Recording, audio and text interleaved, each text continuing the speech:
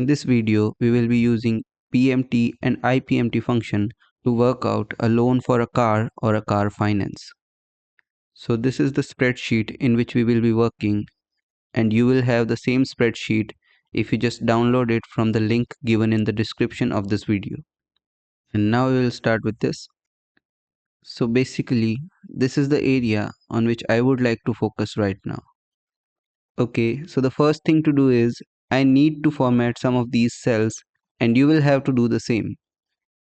First, you need to select this loan amount cell, hold Control, select the payment cell, select the total payments, and select the rest.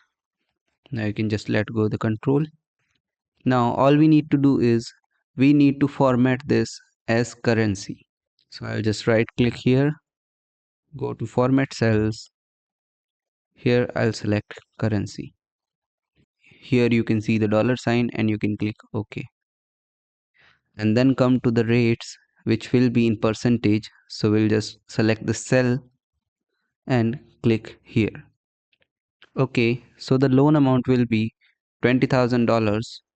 So we'll just type $20,000 and press enter. And I'll just quickly do one more thing. I'll just select all these cells here and I'll just click here to middle align all these cells. Next is going to be the interest rate, which I would say is 5%. So I'll just type in 5. It will automatically create it as a percentage because we have formatted it as a percentage. So we'll just press enter. The period is going to be for 2 years. So we'll just type in 2, and period in months is going to be equals 2 years multiply 12 because we have 12 months in a year. So our period in months will be 24. Now I am ready to move on to the PMT function. So just go to the insert function, type in PMT, click go. You'll see PMT here. Just click on that and click OK. So for now we want to find out the payments per month. So the rate will be this here, and we need to divide it by 12 because we want the monthly payments.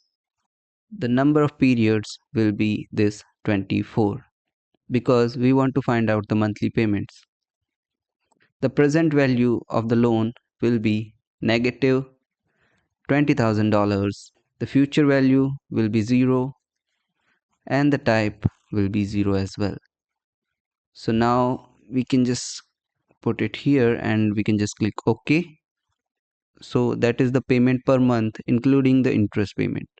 And now this next cell is asking for the total payable, and that will be equals this figure multiplied by this figure, which is basically the payment per month multiplied by the period in months.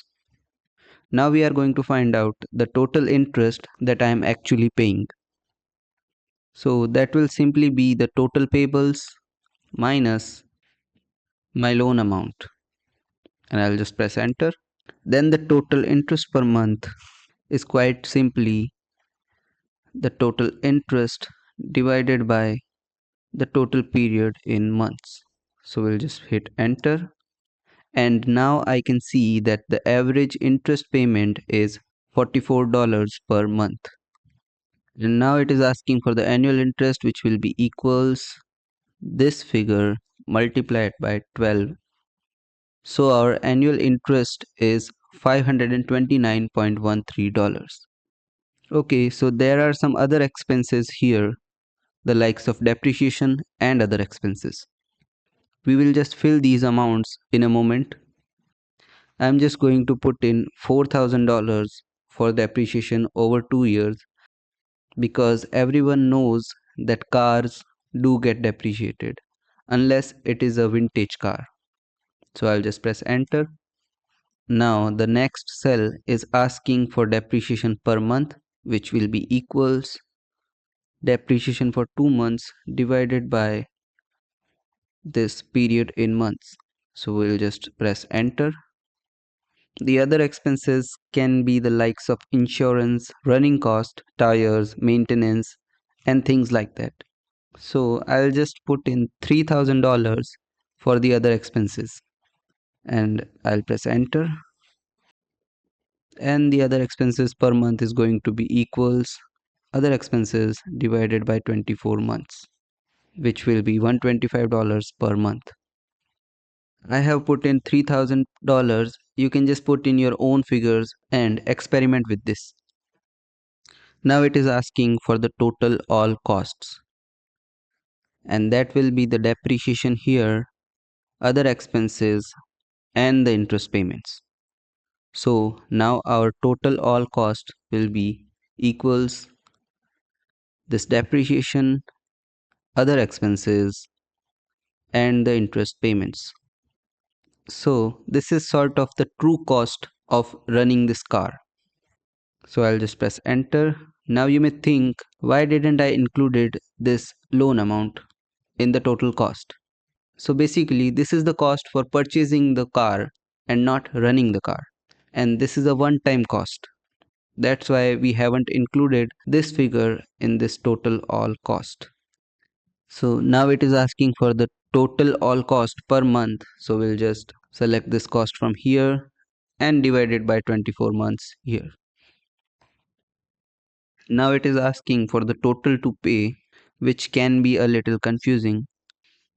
And this is going to be the expenses and the total payables, and not this depreciation, because this depreciation is already included in the total payables. So I'll just press enter. So this is the actual figure that we will be paying over the course of 2 years for this $20,000 loan. Okay, so now we will come to the payments per month, which will be equals total to pay divided by the 24 months here, and we'll just press enter. The car capital is going to be the value of car after charging the depreciation for 2 years. So the value of car after 2 years will be 20,000 minus the amount of depreciation. So the value will be $16,000. So like I said, this is the payments that you need to pay per month. Now, what is the actual cost after you sold the car? And that is going to be this figure here. This is what you actually losing per month. So all I have to do is equal sign will go in, and I'll just select this amount here and press enter. Okay, so that is basically a rundown of loan, interest, and the other expenses. And you can see that it is quite different from what you are actually paying. And you actually get some money back when you sell the car.